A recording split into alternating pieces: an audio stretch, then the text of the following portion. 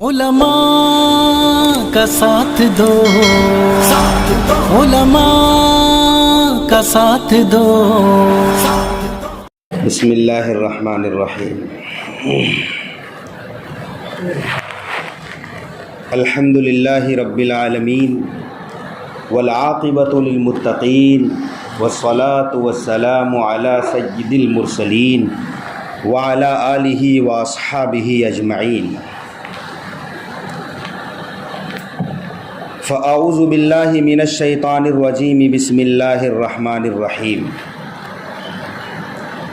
اذ قال لقمان لابنہ وہو یعظہ یا بنی لا تشرک باللہ ان الشرک لظلم عظیم۔ وقال اللہ تعالی ان اللہ لا یغفر ان یشرک بہ ویغفر ما دون ذلک لمن یشاء ومن یشرک باللہ فقد ضل ضلالا بعیدا۔ صدق اللہ العظیم۔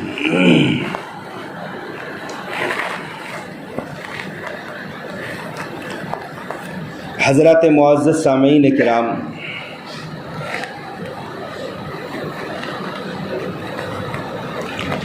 لقمان حکیم بہت بڑے دانا، عقل مند، صاحب فراست، متقی، دانشور شخصیت گزری ہے۔ لقمان اللہ تبارک و تعالی نے اس نام پر ایک سورت نازل فرمائی ہے، سورہ لقمان قرآن کریم میں ہے، جو انشاءاللہ قیامت تک اس کی تلاوت ہوتی رہے گی۔ کتنا بڑا آدمی ہوگا وہ جس کا ذکر اللہ تعالیٰ نے اپنے کلام پاک میں کیا ہے۔ لقمان کے بہت ساری نصیحتیں ہیں، ان نصیحتوں کو اللہ تعالیٰ نے قرآن میں ذکر کیا ہے۔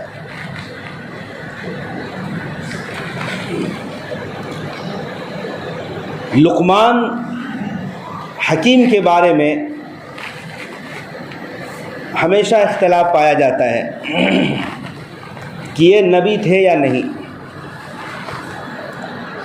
بعضوں نے کہا نبی تھے، لیکن جمہور علماء کا یہ موقف ہے، متفق ہیں کہ لقمان حکیم نبی نہیں تھے، ان پر کوئی وحی نازل نہیں ہوتی تھی، لیکن یہ ہے کہ اللہ تبارک و تعالیٰ نے ان کے سینے کو حکمت سے بھر دیا تھا۔ بعضوں نے کہا ہے کہ لقمان حکیم کے سامنے اللہ تعالیٰ نے دونوں چیزیں پیش کی، آپ چاہیں تو نبوت لے لیں، چاہیں تو حکمت لے لیں۔ لقمان حکیم نے حکمت کو پسند فرمایا۔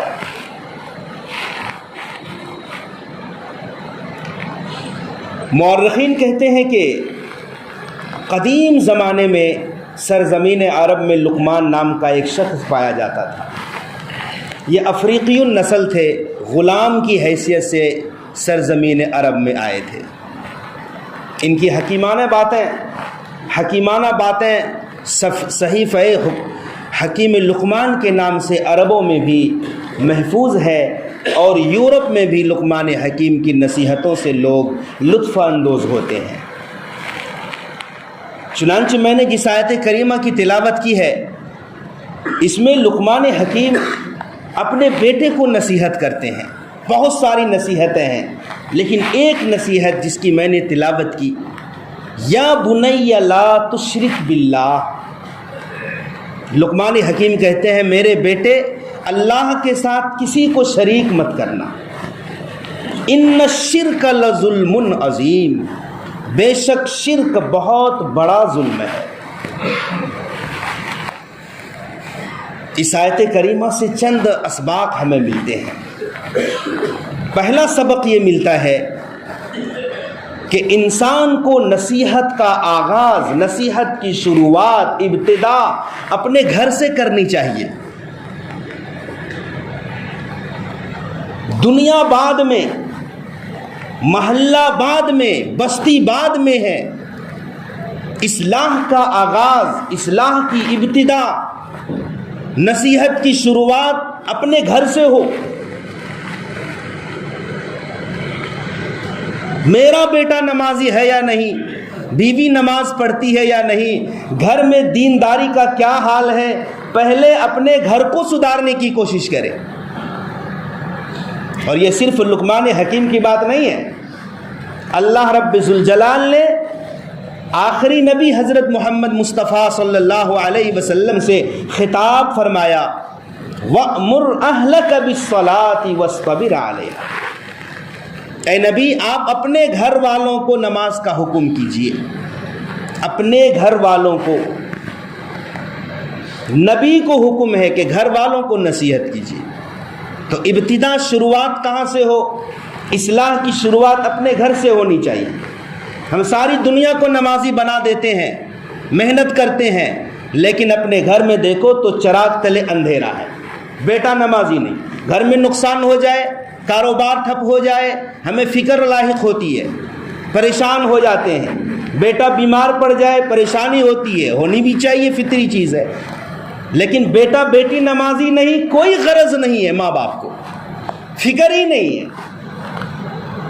چاہے ہم ساری دنیا کو سمجھا لیں لیکن اس پر ہماری پکڑ ہوگی۔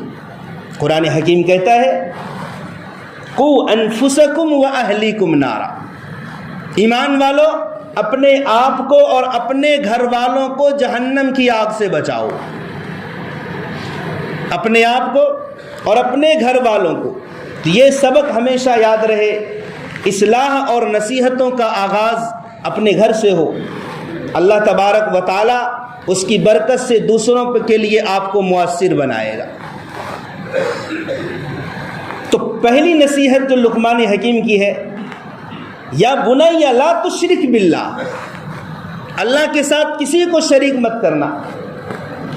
یہ گناہ سب سے بڑا گناہ ہے، شرک سب سے بڑا گناہ ہے، یہاں تک کہ ایک مرتبہ ایک دیہاتی شخص نے اللہ کے نبی کی خدمت میں آ کر یہ جملہ کہا، ما شاء اللہ و ما شاء محمد، جو اللہ چاہے اور جو محمد چاہے۔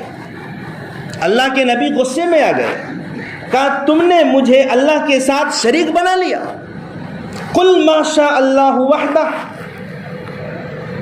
نہیں ایسی بات نہیں، اکیلے اللہ جو چاہے وہی ہوگا، میرے چاہنے سے کچھ نہیں ہوگا۔ سوچو بھائی، اللہ کے بعد سب سے بڑا رتبہ مرتبہ ہمارے نبی صلی اللہ علیہ وسلم کا ہے، مگر پوائنٹ دیکھو، نبی کی چاہت بھی کام نہیں آتی ہے، بس اللہ جو چاہے گا وہی ہوگا۔ اس کی متعدد مثالیں ہیں۔ حضرت عائشہ رضی اللہ تعالی عنہا ہے، وہ چاہتی ہے کہ میری گود میں بچہ ہو۔ کون ایسی شادی شدہ خاتون ہو جس کی یہ تمنا نہ ہو کہ اس کی گود میں بچہ ہو، وہ بھی ماں بنے؟ ہمارے نبی کی بھی چاہت ہے، لیکن اس کا تعلق اللہ نے اپنے سے رکھا ہے، اللہ جو چاہے گا وہی ہوگا۔ نبی کی چاہت بھی یہاں کام نہیں آتی ہے۔ اللہ جسے چاہے لڑکا دے، یہب لمن یشاء اناثا ویہب لمن یشاء الذکور، جسے چاہے لڑکی دے، جسے چاہے لڑکے دے، جسے چاہے دونوں دے۔ ویجعل من یشاء عقیما، جسے چاہے بانجھ بنا دے، کچھ بھی نہ دے۔ پیارے نبی صلی اللہ علیہ وسلم چاہتے تھے یا نہیں کہ ابو طالب بھی کلمہ پڑھ لیں؟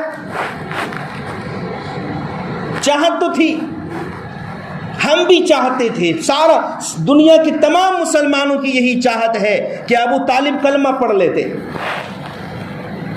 کیونکہ اس امت پر اور اللہ کے نبی صلی اللہ علیہ وسلم پر ابو طالب کے بہت سارے احسانات ہیں۔ وہ کلمہ پڑھیں یا نہ پڑھیں، لیکن آج بھی مسلمان ابو طالب کا نام احترام سے اس لیے لیتے ہیں کہ ان کے احسانات ہیں ہمارے نبی کے اوپر، بچپن سے پالا ہے، نبوت کے بعد بھی دشمنوں کا مقابلہ ابو طالب نے کیا ہے۔ جب ابو طالب کے وفات کا وقت آیا تو اللہ کے نبی صلی اللہ علیہ وسلم ابو طالب کے پاس گئے، اپنے چچا کے پاس، اور عاجزی کے ساتھ کہا، چچا جان ایک بار میرے کان میں آپ لا الہ الا اللہ کہہ دیں، کلمہ پڑھ لیں، مجھے بہانہ مل جائے گا، قیامت کے دن آپ کی سفارش کروں گا۔ لیکن وہاں پر ابو جہل اور ابو جہل کے ساتھ کچھ اور لوگ بھی تھے۔ ابو جہل نے کہا کہ ابو طالب کیا تم بھتیجے کے دین پر آ جاؤ گے، اپنے آباء و اجداد کے دین کو چھوڑ دو گے؟ ابو طالب نے کہا بھتیجے اگر قریش کے طعنہ کا خدشہ نہ ہوتا تو میں کلمہ پڑھ کر تیری آنکھوں کو ٹھنڈی کر دیتا۔ اور جاتے جاتے ابو طالب یہ کہہ گیا کہ میں اپنے باپ عبد المطلب کے دین پر ہوں۔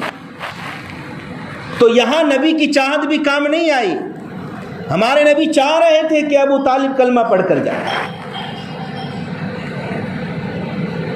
چنانچہ حضرت عباس رضی اللہ عنہ نے پوچھا یا رسول اللہ ابو طالب پر کا آپ کے اوپر بہت سارے احسانات ہیں، یہ بتائیے آپ کی وجہ سے ابو طالب کو کچھ فائدہ پہنچے گا یا نہیں؟ اللہ کے نبی صلی اللہ علیہ وسلم نے فرمایا ضرور پہنچے گا۔ ابو طالب سب سے نچلے درجے میں ہوتا جہنم میں، لیکن میری وجہ سے وہ بالائی حصے میں ہوگا، اور سب سے ہلکا عذاب ابو طالب کو ہوگا۔ وہ اس طرح سے کہ دونوں قدم میں، دونوں پاؤں میں آگ کی جوتیاں ہوں گی، جس کا اثر یہ ہوگا کہ دماغ بھی کھولے گا۔ تو میں یہ کہہ رہا ہوں کہ نبی پاک صلی اللہ علیہ وسلم چاہ رہے ہیں مگر وہ کام نہیں ہو رہا ہے۔ اس سے یہ سبق ملتا ہے کہ اللہ جو چاہے گا وہی ہوگا۔ آپ سب کو معلوم ہے کہ ابراہیم علیہ السلام مینا میں اپنے بیٹے کی گردن پر چھری چلا رہے تھے، سب کو معلوم ہے۔ ابراہیم چاہ رہے ہیں کہ نہیں کہ چھری چل جائے؟ ابراہیم کو معلوم نہیں تھا کہ چھری سے گردن نہیں کٹے گی، ہرگز معلوم نہیں تھا۔ ابراہیم کا منشا تھا کہ چھری چل جائے، جد و جہد کر رہے تھے، چھری پر غصہ بھی دکھا رہے تھے، چھری کو تیز بھی کر رہے تھے، اور اسماعیل علیہ السلام بھی چاہ رہے تھے کہ میں کٹ جاؤں، میں قربان ہو جاؤں، لیکن ایسا ہوا نہیں ہوا کیونکہ رب کی چاہت نہیں تھی۔ اللہ جو چاہے گا وہی ہوگا، اللہ کا غیر جو چاہے گا وہ ہرگز نہیں ہوگا۔ میرے دوستو بزرگوں،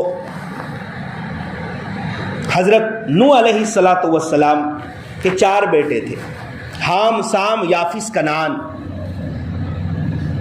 کنعان کافر تھا، نوح علیہ السلام نے سمجھایا، کنعان نے نہیں مانا، طوفان سے آگاہ کیا۔ کنعان نے کہا جب طوفان آئے گا میں پہاڑ کی چوٹی پر چڑھ جاؤں گا۔ نوح علیہ السلام نے سمجھایا بیٹا جب اللہ کا عذاب آتا ہے تو کوئی نہیں بچاتا۔ کنعان نے نہیں مانا، پانی کا طوفان آیا، عذاب آیا، پہاڑ کی چوٹی بھی ڈوبنے لگی۔ نوح علیہ السلام نے پھر بھی اللہ سے دعا کی، اللہ میرے بیٹے کو بچا لے۔ وقت کا نبی ہے، نوح علیہ السلام ہے، بڑے انبیاء میں ان کا نام آتا ہے، لیکن نوح علیہ السلام کی چاہت نہیں چلی، اللہ نے جو چاہا وہی کیا، کنعان کو ڈبا دیا اللہ نے۔ نبی کی چاہت بھی کام نہیں آتی ہے، اللہ جو چاہتا ہے وہی ہوتا ہے۔ میرے بھائیو، دوستو، بزرگوں، شرک کی جگہ سے بھی انسان کو بچنا چاہیے۔ میں آپ کو بتاؤں، صلح حدیبیہ میں، حدیبیہ مکہ المکرمہ سے، حرم شریف سے 13 کلومیٹر دور ہے۔ وہاں پر اللہ کے نبی صلی اللہ علیہ وسلم نے سن 6 ہجری میں ایک خواب دیکھا کہ عمرہ کی ادائیگی کر رہے ہیں۔ جب اللہ کے نبی خواب سے بیدار ہوئے، مسلمانوں کو خوشخبری سنائی، مسلمان جوش و خروش میں آ گئے کہ ہم بھی طواف کعبہ کریں گے، مکہ دیکھیں گے، اپنا آبائی وطن دیکھیں گے۔ 1400 صحابہ کرام اللہ کے نبی کے ساتھ عمرہ کرنے کے لیے مدینہ سے چلے۔ جب حدیبیہ میں پہنچے جو مکہ مکرمہ سے 13 کلومیٹر دور ہے، مکے والوں نے روک دیا کہ کسی بھی قیمت پر ہم عمرہ کرنے نہیں دیں گے۔ کئی دن تک حدیبیہ مقام پر رہے، معجزہ بھی ظاہر ہوا۔ چنانچہ حدیث میں آتا ہے کہ پینے کے لیے پانی نہیں تھا۔ حضرت جابر رضی اللہ عنہ فرماتے ہیں کہ پینے کے لیے پانی نہیں تھا، لوگ پریشان تھے، وضو کے لیے پریشان تھے، پینے کے لیے پریشان تھے۔ تو اللہ کے نبی کے سامنے ایک چھوٹا سا برتن پیش کیا گیا اور پیارے آقا صلی اللہ علیہ وسلم نے اس برتن میں اپنی انگلی مبارک رکھی۔ حدیث میں آتا ہے کہ انگلیوں کے درمیان سے پانی کے فوارے نکل رہے تھے۔ 1400 صحابہ کرام نے پانی پیا بھی، وضو بھی کیا اور اپنے توشے بھی بھر لیے۔ یہ وہی حدیبیہ کا مقام ہے۔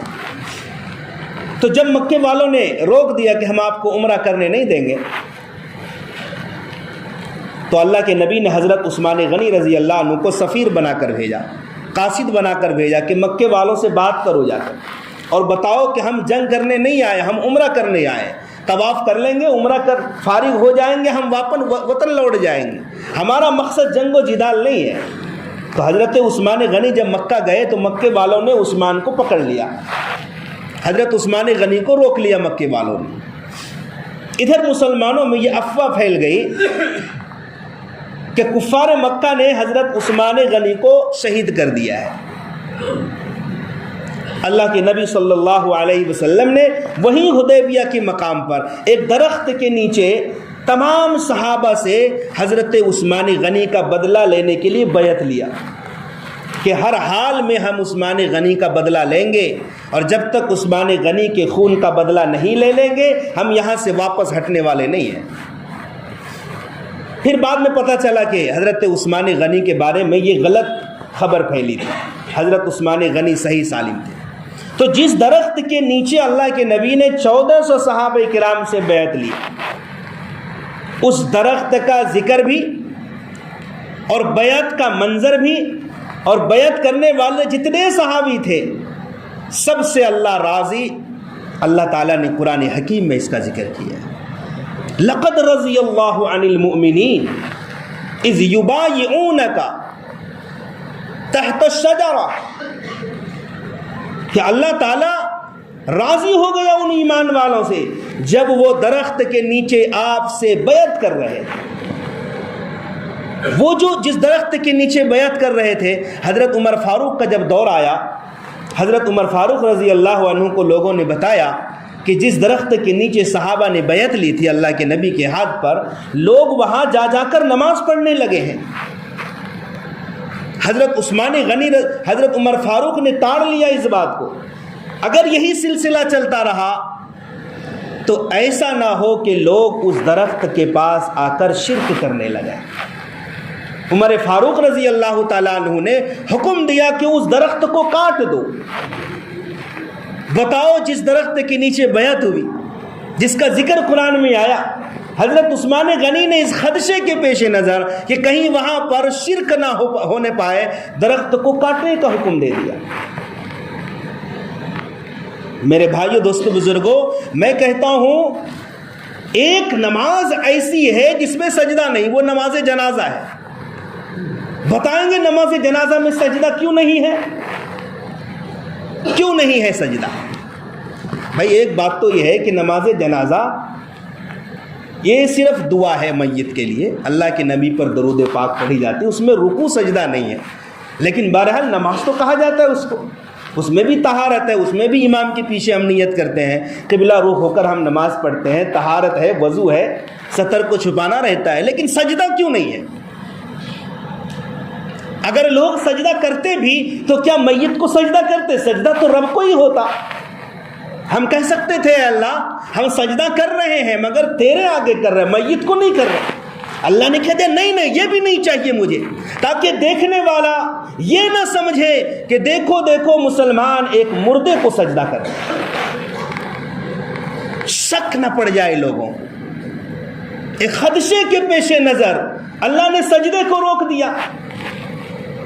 سورج طلوع ہو رہا ہو جب تک سوا نیزے پر نہ پہنچ جائے، اچھی طریقے سے طلوع نہ ہو جائے، جب سورج نکل جائے نماز پڑھنا جائز نہیں ہے نا بھائی۔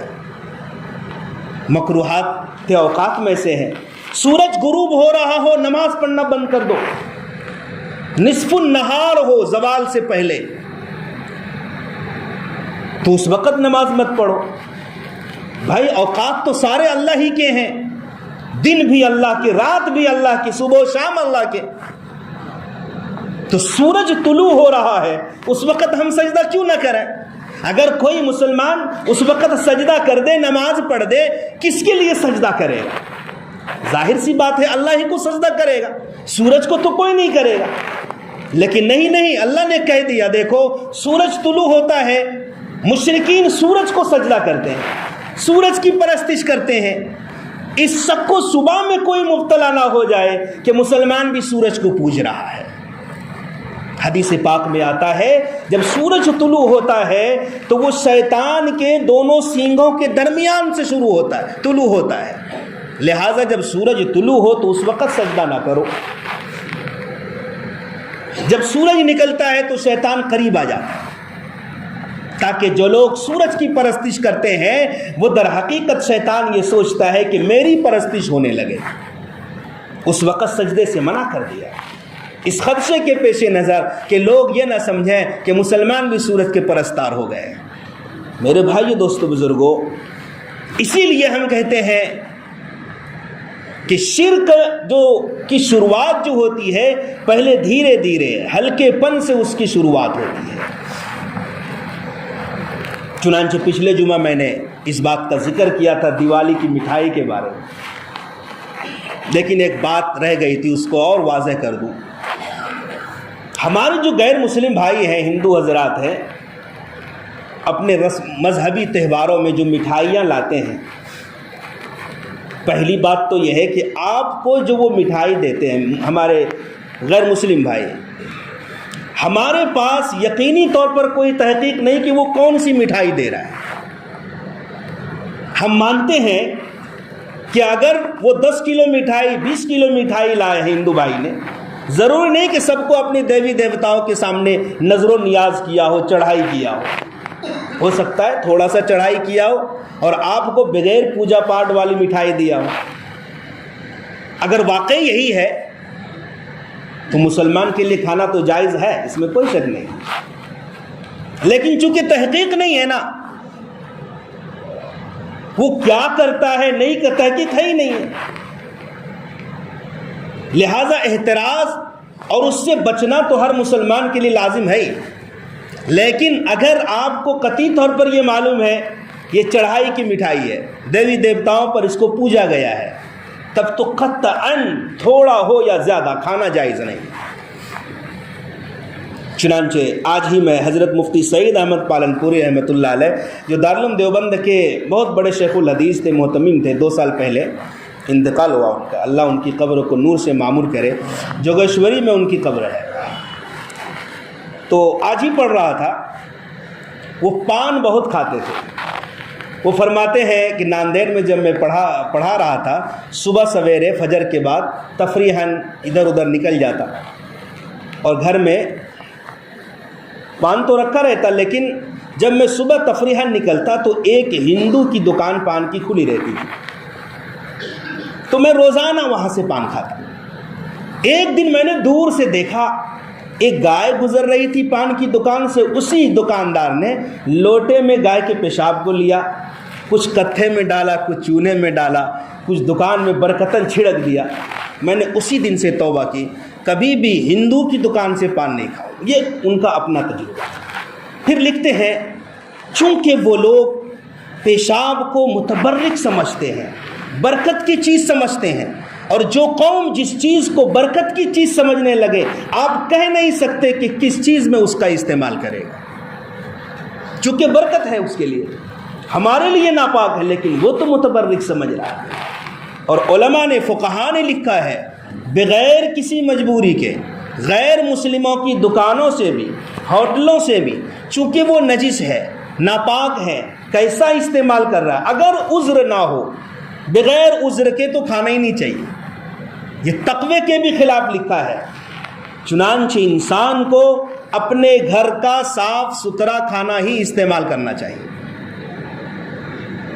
اور پچھلے زمانوں میں اس کی برکتیں دیکھی جاتی تھی کہ جو ماں ہوتی تھی باوضو ہو کر روٹی پکاتی، باوضو ہو کر دال بگارتی، کھانا بناتی، اس کی برکت اولاد میں دیکھی جاتی تھی. آج نہ برکتی بے برکتی یہی ہے کہ لوگ بازاروں کا کھانا کھلے عام طور کھاتے ہیں. اللہ تعالی ہم سب کو صحیح سمجھ کی عمل کی توفیق عطا فرمائے.